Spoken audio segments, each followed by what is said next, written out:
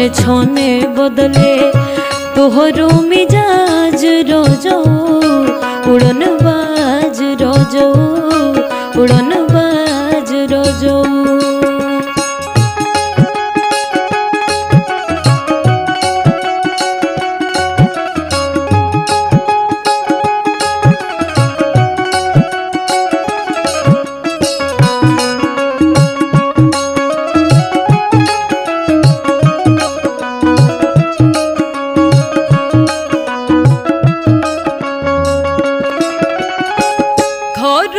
के जी सैया हमरे कपार बा हमरे कपार बा देहिया में दर्द औरी ऊपर से बुखार बा।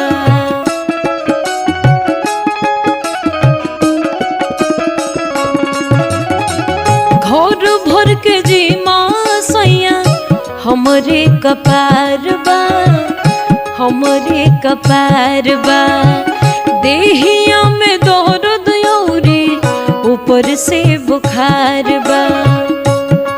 बात बुझी ना तो हो जाइम नाराज रोजो धोखेबाज रोजो उड़न बाज रोजो। छने छने बदले तहरो मिजाज रोजो उड़न रोजो धोखेबाज रोजो।